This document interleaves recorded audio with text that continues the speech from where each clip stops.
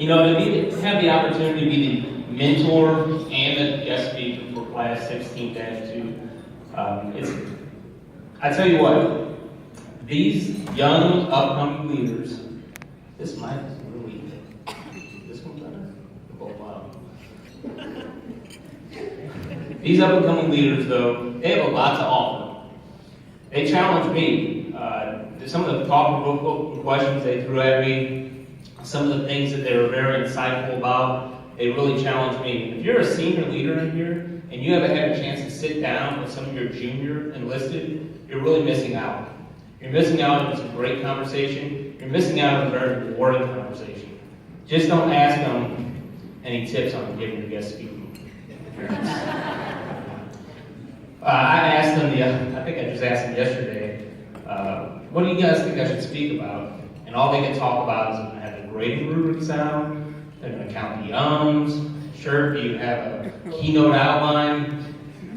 And somebody even made the comment, we're going to play a drinking game with the amount of ums you say. So I'm going to try not to glorify alcohol and get myself in trouble, and I'll try to keep the ums to a minimum. It brought me back to my PME days and what you teach about public speaking. And rule number 1 is select and narrow your topic, right? So if anybody knows me well, I tell a lot of stories. A lot of stories. So I thought of 2 stories in particular. The first one involved broken English, a lot of cussing, a security forces lieutenant, a bomb lift truck, and a porta potty. Rule number 2 is know your audience. And I wanted to keep my job, so if you want to hear that story, you can talk to me offline. It wouldn't go over real well here. So story number 2 goes back to when I was on the flight line. And I was a weapons expediter, and the production superintendent who runs the flight line came to me one day and said, hey, I want you to be the flight line expediter. In some ways it's a promotion. I go from being shooter 4 to shooter 1. So I was pretty proud of myself. I'm shooter 1 now. And really, a shooter 1 to flight line expediter, I'm a weapons guy, but I was running the crew chiefs. I'm assigning them to what aircraft they run. I'm assigning maintenance for everybody, coordinating with the other shops. And a big part of your job is sort of production. And what you would do is you go out, you call in all the launches, you call in the engine starts, you call in fuel times, you assign crew chiefs to the jets. And I had one crew chief in particular, his name was Martino, and he was one of a kind. Now, if you've ever seen anybody launch a jet, and you guys probably watch YouTube, look up marshalling jets. When you marshal a jet, typically the pilot will tell you when you're ready to go, and they'll pull chalk. They'll do this. This is going to work with the mic, so. And then they'll tell them to run it up. So the crew chiefs see that, they're parade rest, they'll come to attention, tell the guy, the beat man, to pull the chalks, and then they'll run them up. They'll taxi him out. After the salute, typical flying squadrons have their own little symbol, depending on who you are. We're the shooters, so ours was the guns.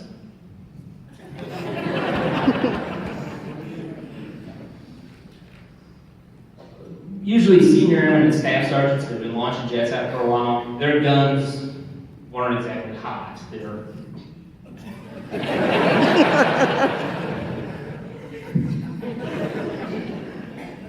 Martino, on the other hand, he had some guns that you wouldn't believe. So, the first time I watched him launch a jet out, runs it out.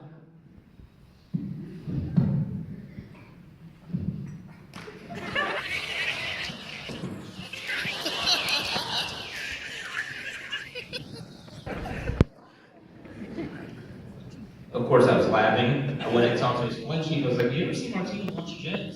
Yeah. Pretty awesome. So I tell the other expediters, I'm like, hey, tomorrow he's going to be on aircraft 446. Line up by me. I'm going to be facing him and wait till you see him do the launch. I told the production superintendent as well. I was like, hey, super, you got to watch this. Okay. So Martino goes out to launch that jet today. Only female pilot who had the squadron is flying his jet, so maybe he had a little bit more, I don't know. Maybe he was a little bit more excited about launching the jet. Plus, I think he saw us lined up. So he's standing in a parade rest. She's running up.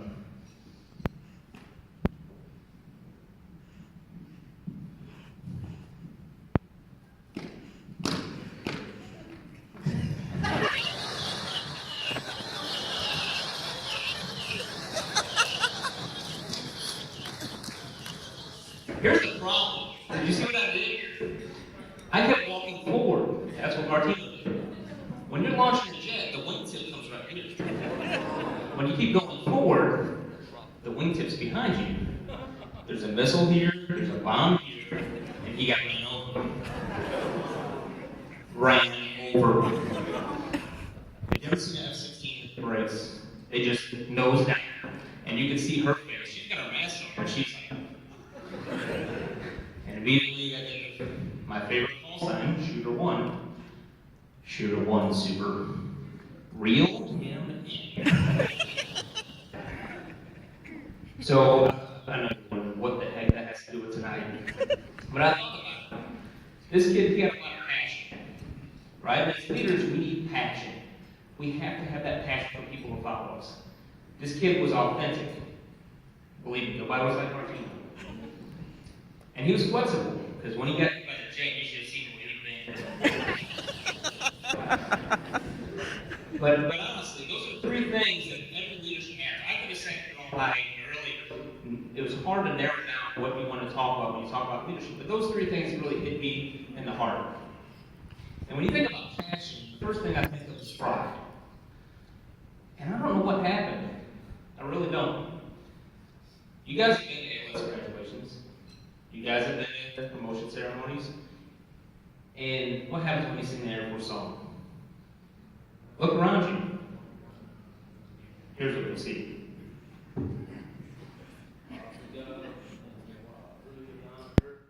And it's kind of sad that people aren't proud to sing the song, the service they belong to. Right? After all, it is a winning team, isn't it? We love to say we're the best Air Force in the world, so why aren't you proud of it? And what does it say about you? If you're serving and doing something that you're not proud of, what does that say about you? Did you endorse being yourself as a loser? I don't know. It does. It bothers me. The other thing about passion is, I challenge you to find a great leader who doesn't have passion. Will anybody follow you if you don't have passion? If you're not passionate in what you do, if you don't care about what you do you really expect others to follow you? If you're just coming in to check the clock, do you think people are going to follow you? Followers and leaders alike look at you, and they feed off of that. They feed off that. Why should I care about what I'm doing if my leader doesn't even care? The other thing about being passionate is, well, having some enthusiasm. Enthusiasm can vary up and down. But if you're enthusiastic about what you do, it says a lot. I used to work at the NCO Academy, and my picture on the outside of the wall looked a little something like this.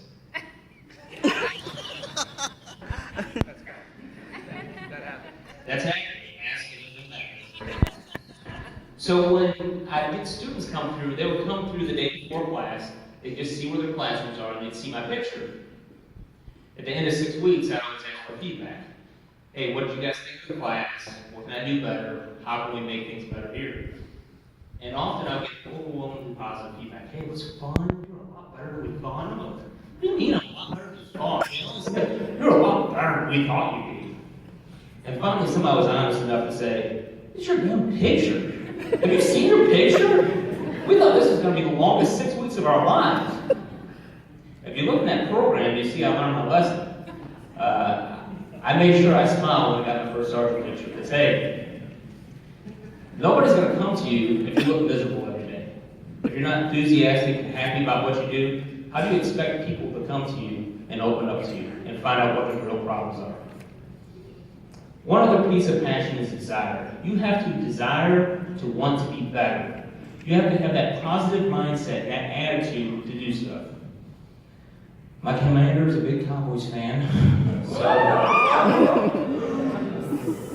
don't boo me. My commander is a big Cowboys fan. So Jimmy Johnson had a great quote, and he said, "Positive attitude plus effort equals performance." And if you think about that, that overcomes a lot. You can be the most talented person in the world, but if you don't have that positive attitude and you don't put forth the effort, the performance isn't going to be there. Positive attitude plus effort equals performance. So going back to the enthusiasm real quick. General LaBrute is not here tonight. Some of you may have noticed. But if he were here, he's very enthusiastic. Right? So I'll do it for him. Tonight's your night. Now come Tuesday, we're off Monday. Come Tuesday, I want you to bring it.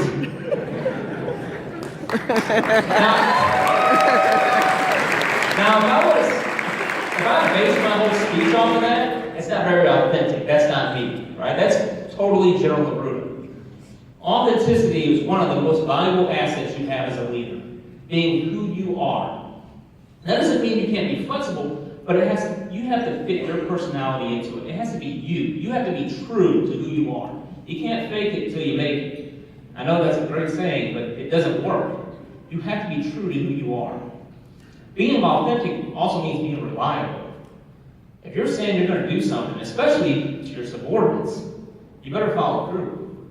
There's no quicker way to lose your followers than not follow through with what you say you're going to do. Another part of being authentic is being genuine. Not the same girl gives me a hard time, but being genuine. Right? You have to be genuine. Everybody loves to say that they care. Hey, I really care about you. I really care about your career. I care about what you do. But very few people show it. You think about the boyfriend and girlfriend that get in a fight, and afterwards somebody's like, I'm sorry. But do they really mean it? I would argue, unless you show it, you don't really mean it. You have to really be genuine with what you come through with. Don't just tell them you care, show them you care. One other part of being authentic is being humble. It's not about you anymore. It just isn't. It's about those that follow you. It's about figuring out what makes them tick, figuring out how to lead them, figuring out how best to adjust to them. And finally, being authentic is being realistic. You can't just sugarcoat everything. I'm sorry. One of the toughest things about being a leader is you're going to offend some people.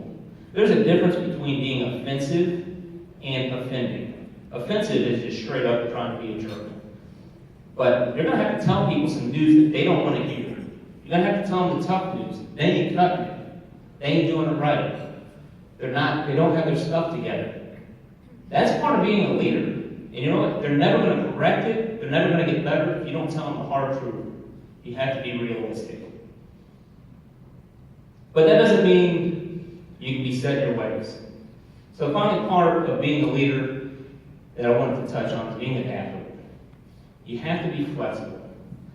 This really came to mind the last couple of weeks. It's been a rough few weeks for me. And all the way up till today, okay, 4 o'clock, I'm shut the door and practicing my speech. But guess what? It doesn't always work out like that. Somebody came to my office at 4 o'clock. They needed me. They needed some help. Plans don't always work out the way you want them to. You may have the best plan in place, but you've got to be flexible, and you've got to attack what's in front of you.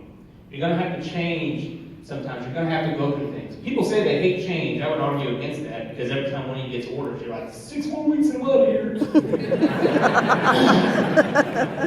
I hate Michael. I hate Korea. Don't bitch, I'm going soon. So everybody's always talking about change. They don't hate it as much as they say they do. Part of change management, part of being a leader with change is finding out why we're doing the change and understanding it so you can lead it better. What's one of the biggest questions everybody asks me about right now? The EPR system, right? Because it's changed, people aren't comfortable with it. But I will tell you one thing. We can have the most bulletproof, foolproof system in place, but it doesn't work without people. You have to be the one that understands how it works and how to bring showing that to your subordinates. So those three things, I told a story at the beginning, kind of funny, and try to relate it to that story.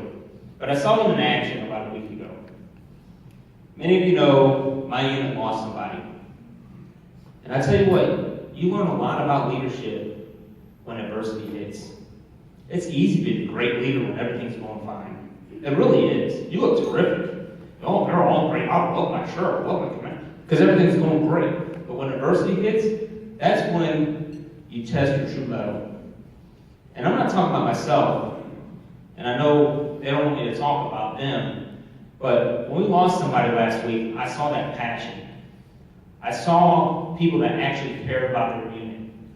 It wasn't faking it. They were proud of being a part of that unit. They were proud of trying to lift them up. It affects you like you've never seen. They were authentic. They were very genuine in what they said. It wasn't just standing up for everybody, hey, we care about you, come and talk to us. They showed it. The person we lost was on swing shift. And last Friday night, our leaders came out of their office, behind their desk, they took the gates and gave the entire swing shift the night off. So some of you may have seen some higher rank out there last Friday, but that's what they were doing. They didn't just say they cared, they showed it. And finally, they're flexible, they're adaptable. I tell you what, there's no change like that. You have to be able to adjust your plans. Hey, I would have loved to practice my speech all week last week, but I didn't have a chance to do it. I'm sure my commander, my chief, and everybody in my unit had other things they needed to do, but we had to take care of what was in front of us. You have to be adaptable. You have to be flexible. So graduates of 16-2, really, I'm proud of you.